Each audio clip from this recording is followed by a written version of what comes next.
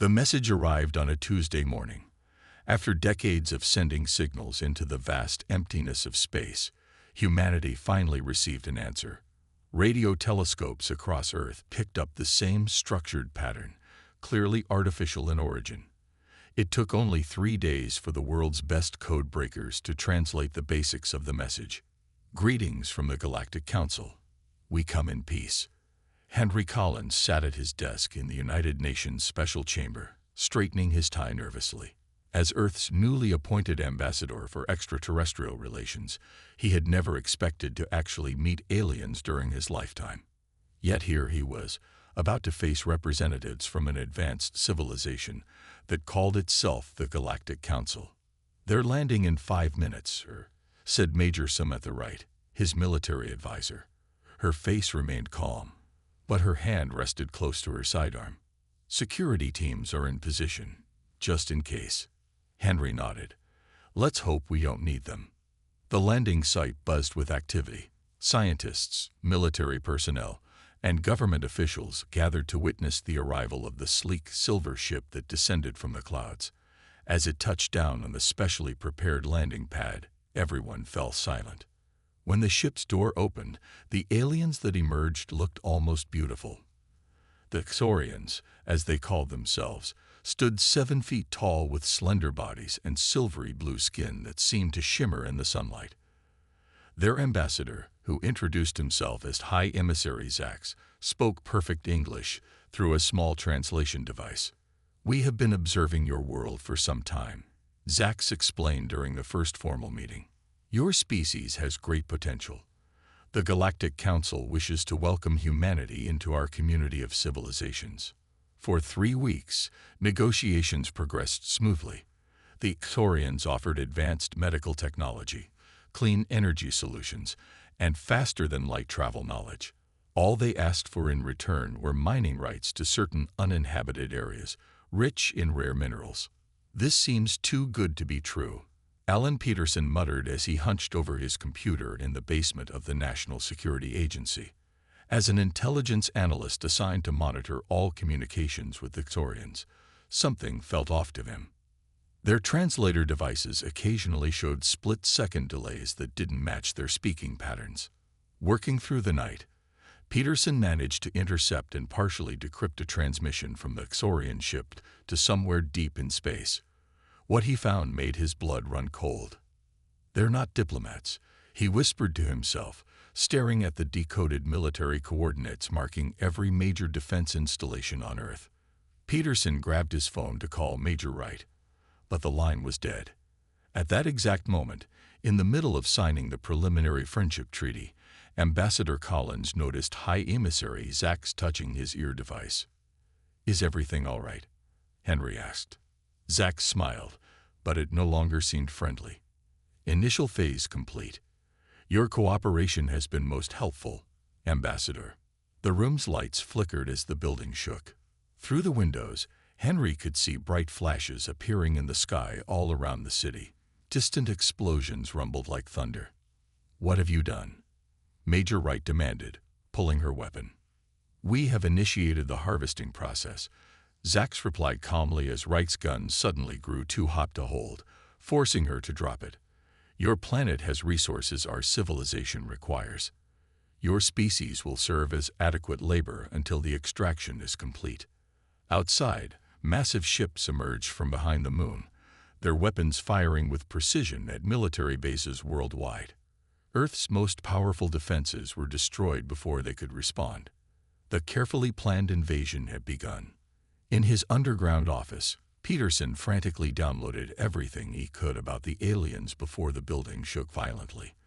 As dust rained from the ceiling, he sent one final message to a list of emergency contacts. "Xorians hostile. This is not first contact. It's an invasion. God help us all." The Galactic Council had revealed their true intentions, and humanity's fight for survival had just begun. 3 days after the first attacks, smoke still rose from the ruins of what had been Earth's major military bases. The Galactic Council had struck with brutal efficiency, destroying satellites, command centers, and missile silos in their first wave. Now their ground troops moved through cities across the globe, establishing control points and processing centers. Colonel Frank Martinez wiped sweat from his forehead as he peered through binoculars at the alien dropship landing in the valley below. The Rocky Mountain Command Center had survived only because it was built deep within the mountain, shielded from orbital scans by special materials originally designed to prevent nuclear detection. "How many troops in that ship?" he asked the soldier beside him. "About 30, sir. Same as the others. They're setting up another processing center." Frank lowered the binoculars. "They think we're beaten already. They're wrong." Back at the command center, the few hundred surviving military personnel had converted the facility into humanity's first organized resistance hub. Maps showed alien control zones spreading across every continent. A young communications officer burst into the room. "Sir, we've got a transmission coming in from multiple locations. Someone set up an emergency broadcast system." The screens flickered to life, showing a tired but determined Major Samantha Wright. She had survived the initial attack and escaped the UN building before the aliens could capture all the human representatives. "To all military and civilian forces still free," she began. "The invaders call themselves the Galactic Council. They're here for our planet's rare minerals and plan to use us as slave labor. Ambassador Collins and most world leaders have been captured, but we are not defeated." She explained how resistance cells were forming worldwide. "We need to share information. We need to learn about our enemy. And most importantly, we need to fight back." In a makeshift lab near what remained of Seattle, Dr. Lisa Johnson worked frantically with salvaged alien equipment. The university where she taught physics had been mostly destroyed, but she had managed to recover parts from a damaged enemy scout ship. "This is incredible," she whispered as she examined the alien power source. "Their shield technology relies on continuous energy flow from this central unit." She touched a panel and watched as the energy flickered when interrupted. "And it has a weakness."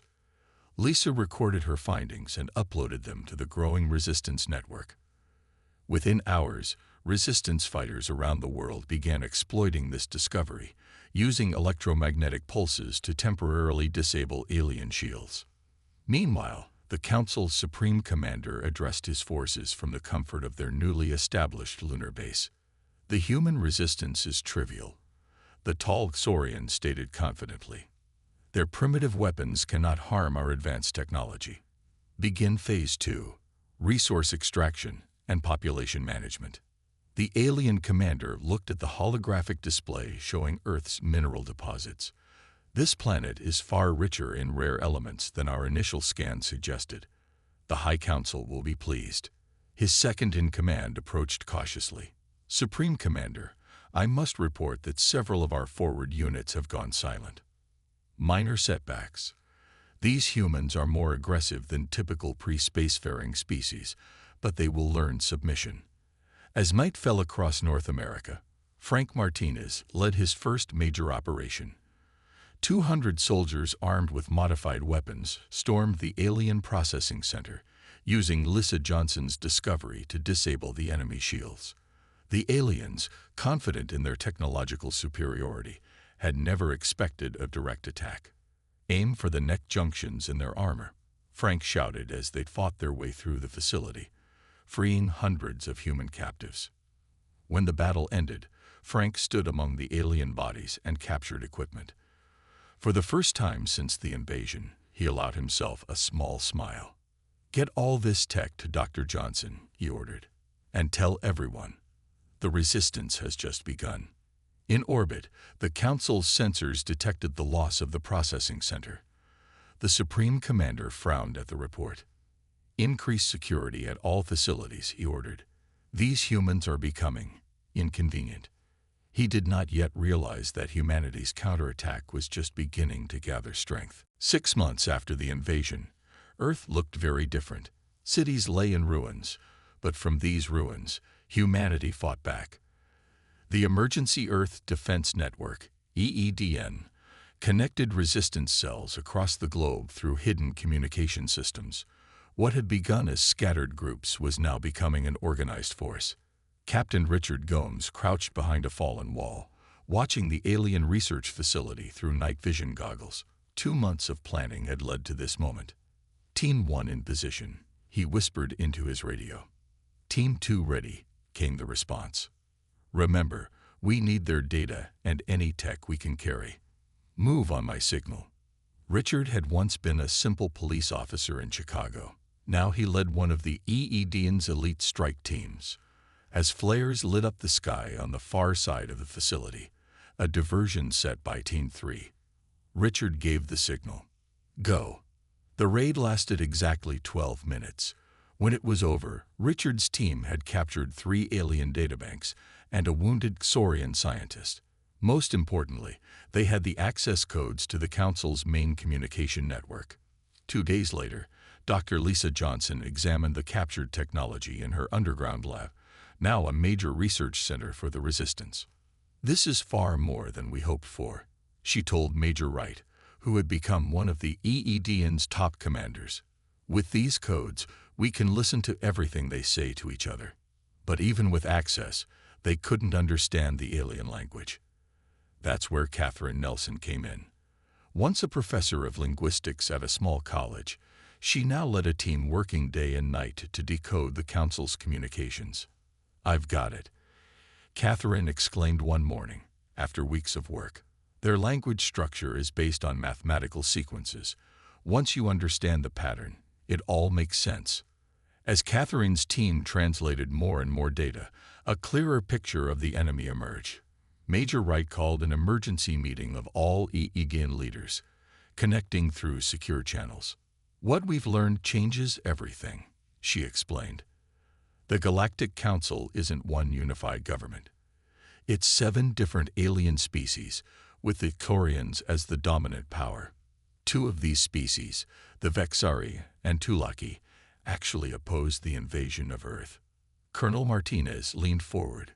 Can we use this? Contact these friendlier aliens. Maybe, Samantha replied. But there's more. The Council categorized Earth as a pre-spacefaring civilization, Type 3, a designation for planets they consider easy to conquer. They've invaded hundreds of worlds before, but according to their records, no species has ever maintained organized resistance after the initial defeat. Dr. Johnson added, their reports show increasing confusion about our ability to adapt and use their technology. They expected us to surrender completely by now. The most valuable discovery came from studying the Council's military structure. Their entire system was built on rigid hierarchy and precisely followed protocols. Every action required approval from higher authorities. Every soldier followed exact orders without question. That's their weakness, Richard Gomes pointed out. They can't adapt quickly. They don't encourage individual thinking. As the meeting continued, a plan began to form. The humans would exploit the aliens' rigid thinking and reliance on technology. They would use the Council's own systems against them. In orbit, aboard the Council command ship, the Supreme Commander faced increasing pressure from his superiors. The human resistance should have been crushed by now, a High Council representative said coldly through the communication screen. Your reports indicated they were primitive and disorganized. They are. Unusual, the commander admitted. They adapt in ways we haven't seen before, but we will prevail. After the transmission ended, the commander studied the latest casualty reports with growing concern. His forces had lost 23 outposts in the past month alone. Something had changed. Somehow, the humans were learning too quickly. On Earth, the Resistance prepared for their first major counteroffensive. Operation Trojan Horse was about to begin. 1 year after the invasion, the Resistance was ready to strike back. Operation Trojan Horse began on a moonless night as human forces seized control of 3 automated alien supply ships that had landed to collect minerals. All teams in position, Major Samantha Wright confirmed, watching the operation unfold on screens inside the EEDN's hidden command center. Begin Phase 1. Across the globe, Resistance fighters launched simultaneous attacks on Council outposts. These weren't meant to win, only to distract. The real mission was far more ambitious.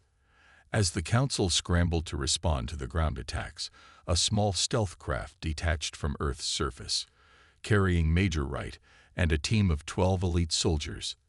Their target, the Council's lunar command base. Approaching dark side of the moon, the pilot reported. No signs they've detected us. Their ship was Earth's first spaceworthy vessel built with reverse-engineered alien technology. It moved silently through space, shielded from enemy sensors by Dr. Johnson's latest invention. Remember, Samantha told her team as they prepared to dock with the lunar base, we have exactly 45 minutes to plant the virus and get out. Daniel Garcia, a former software engineer now serving as the team's technical specialist, clutched a small device containing his masterpiece, a computer virus designed to infiltrate the Council's network. He had spent months studying alien code, finding weaknesses no one else could see. This will work, he assured Samantha, seeing her concern. Their systems are advanced but predictable. They never expect anyone to hack them. The team moved through the lunar base with practiced precision, eliminating alien guards silently. When they reached the central computer hub, Daniel connected his device. Uploading now, he whispered. 3 minutes to complete. Those 3 minutes felt like hours as alien security forces began to realize something was wrong. Just as alarms started blaring, Daniel smiled. It's in. Let's go. Back on Earth, resistance fighters watched their screens as Council defense systems began failing across the globe. Automated weapons shut down. Shields flickered and died. Communication between alien units dissolved into chaos. Colonel Martinez led the assault on the North American Command Center, the largest alien stronghold in the Western Hemisphere. With the aliens in disarray, his forces broke through their defenses for the first time. Push forward, Frank shouted as his soldiers advanced through the alien facility. Don't give them time to recover. By dawn, the North American Command Center was in human hands, along with all its advanced weapons and technology. Similar victories occurred across the planet as resistance cells exploited the Council's suddenly vulnerable positions. In orbit, aboard the Council flagship, the Supreme Commander watched in horror as reports flooded in. How is this possible? He demanded as his officers scrambled to respond. How could primitive humans breach our network? They've used our own communication protocols against us, his technology officer explained nervously. The virus has spread to almost all planetary systems. Send a message to Central Command, the Supreme Commander ordered. Request immediate reinforcements. When he tried to send the message, nothing happened. Earth was now cut off from the rest of the Council territory. Back at EEDN headquarters, Major Wright returned from her moon mission to thunderous applause. The operation had succeeded beyond their wildest expectations. This is just the beginning, she told the gathered officers. For the first time, we have the initiative. Dr. Johnson approached with the latest analysis. The aliens are withdrawing to fortify positions around their main mining operations. They've lost nearly 60% of their ground forces. As victory reports continued to arrive, Henry Collins, the former ambassador who had been rescued from an alien detention center during the offensive, addressed the resistance leaders. Today, we proved that humanity will not be conquered, he said simply. But our fight is far from over. The Council will send reinforcements. We need to be ready when they arrive. The room fell silent as everyone considered what came next. Then Colonel Martinez spoke up. If they're coming back to our world, let's make sure we can take the fight to theirs. No one laughed at the suggestion. After today, nothing seemed impossible. 18 months after the invasion, the landscape of war had changed dramatically. Most of Earth's surface had been reclaimed, with aliens retreating to heavily fortified positions around their primary mining operations. But the greatest change was happening in orbit. Admiral Sharon White stood on the observation deck of what had once been an alien shipyard in Earth orbit. Now it produced vessels for humanity's first space fleet. Status report on the Guardian, she asked her executive officer. Final weapons systems coming online now. She'll be ready for launch in 3 hours. Sharon nodded, watching as workers moved around the massive ship below. The Guardian was humanity's first true warship, a hybrid of human ingenuity and alien technology. It incorporated designs that the Council had never considered, innovations born from humanity's unique way of thinking. The Council reinforcement fleet has been detected passing Jupiter's orbit, a communications officer reported. Estimated arrival: 48 hours. Then we don't have much time, Sharon replied. Launch all available ships. We're taking the fight to them. Earth's first space fleet consisted of just 27 vessels, a tiny force compared to the hundreds of ships in the incoming Council fleet. But these ships carried humanity's best weapons and brightest minds. On board the Guardian, Lieutenant Commander Paul Baker studied the tactical display, showing the Council's Mars forward base. They're not expecting us, he told his strike team. They think we're still a ground-bound species. Paul had been a commercial airline pilot before the invasion. Now he led one of humanity's elite boarding parties, trained to capture alien vessels intact. The Earth fleet approached Mars using the planet to shield them from enemy sensors. When they finally revealed themselves, the aliens were caught completely by surprise. The battle for Mars lasted less than 2 hours. Mars base secure, Paul reported as his team took control of the command center. We've captured their communication array intact. But the real test came 2 days later when the Council reinforcement fleet arrived. Led by a massive battleship called the Eternal Dominion, the alien armada expected to find a defeated human resistance, not an organized space fleet waiting in ambush. All ships, execute Battle Plan Sierra, Admiral White ordered as the Council fleet entered Earth's orbit. Remember your training and show them what humans can do. What followed shocked the Council commanders.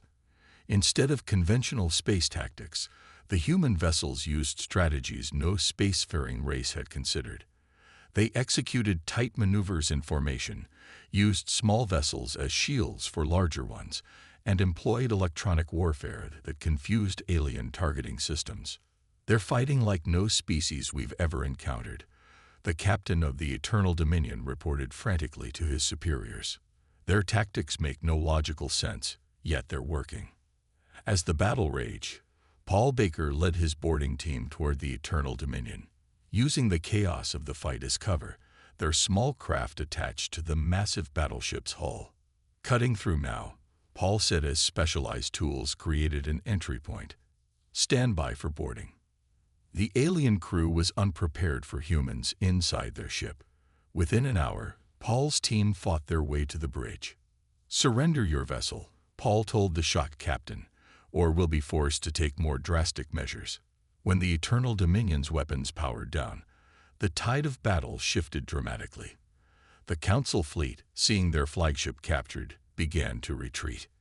In the aftermath, Admiral White received her first report from the prisoners taken on the Eternal Dominion. According to their records, the intelligence officer explained, the Council has never faced a species that turned their own technology against them so effectively. They had us classified as pre-spacefaring and expected at least a century before we could threaten them in space. Sharon smiled grimly. Well, they've learned an important lesson about humanity. We adapt. As Earth forces secured the solar system, preparations began for the next phase. With captured alien ships and the knowledge gained from Council databases, humanity was ready to take the fight beyond their own star system. The Council still doesn't understand what they've awakened, Admiral White told her officers. It's time they learned. 2 years after the initial invasion, humanity was ready for its boldest move yet. The Council had never imagined that the primitive humans would appear at their doorstep so quickly. Ambassador Gregory Martinez straightened his formal uniform as he prepared to address the Galactic Council. Once a history professor specializing in conflict resolution, he now led Earth's first diplomatic mission to the heart of Council space. Remember, Admiral White told him before he departed Earth, our fleet is right behind you. This is a diplomatic mission, but we're ready if diplomacy fails. Gregory nodded.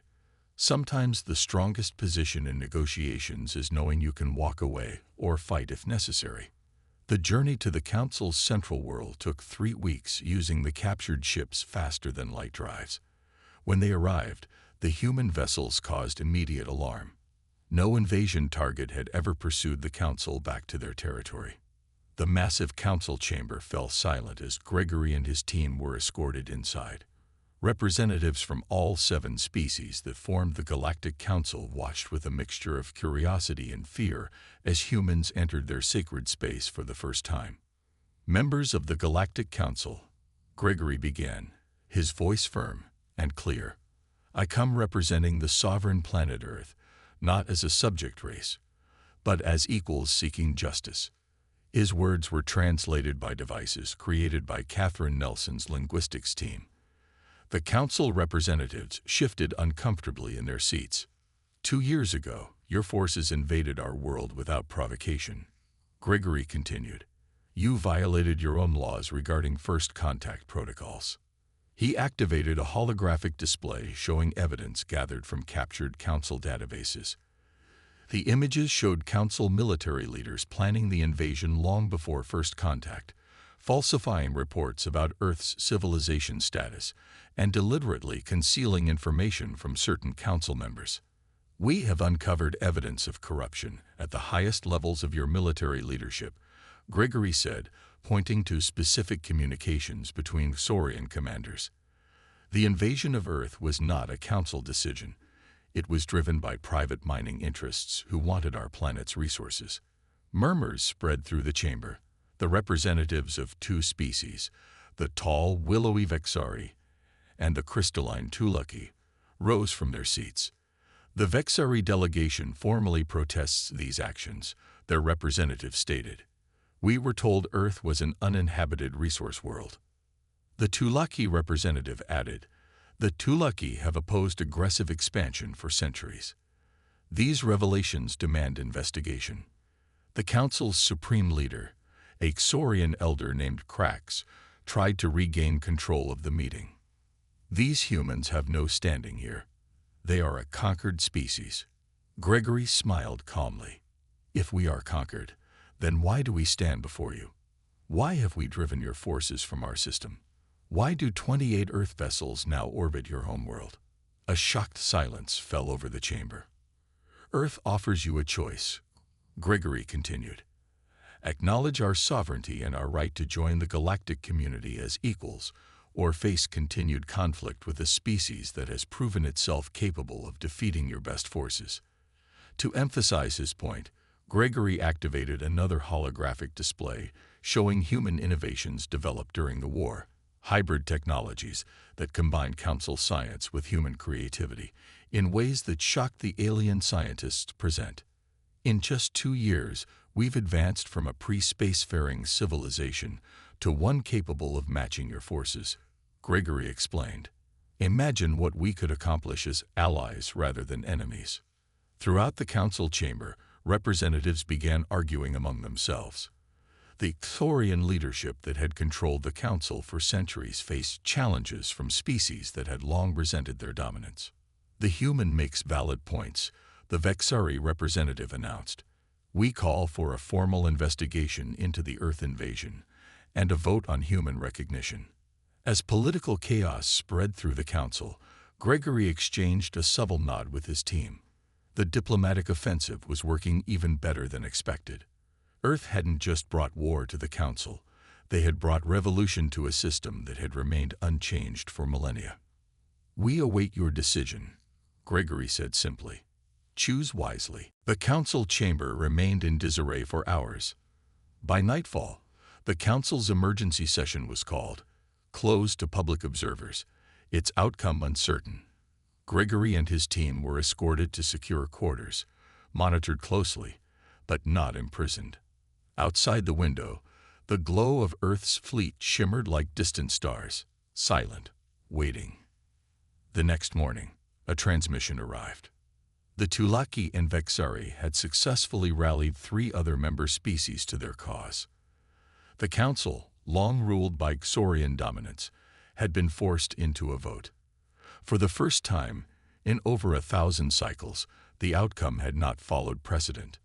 In a broadcast transmitted across every world within Council space, Supreme Leader Krax, visibly diminished in stature, delivered the Council's verdict. By majority decision, he announced with a strained voice, "The Galactic Council hereby recognizes the sovereignty of Earth and grants it probationary membership within this body, effective immediately. A formal investigation into the unauthorized invasion of Earth will commence, and those responsible shall be held accountable under interstellar law." A wave of emotion swept through Grigory's delegation. No cheers, no celebration, just the quiet weight of history settling on their shoulders. Later, as Grigory stood again in the Great Chamber, this time to accept Earth's official recognition, he looked upon the assembly with steady eyes. "Earth does not seek dominance," he said, "but we will never again be prey. We stand ready not only to defend ourselves but to build, with those willing, a future grounded in justice, transparency, and shared strength." He paused, letting the silence settle. Let today mark the beginning of a new order, not of conquest, but of accountability. Let the stars remember that even the smallest voice, when backed by truth and courage, can shake the foundations of an empire. Outside, in orbit, Earth's fleet began to withdraw, its point made. And across the galaxy, from minor colonies to core worlds, a whisper began to spread. The humans had come, not to kneel, but to lead.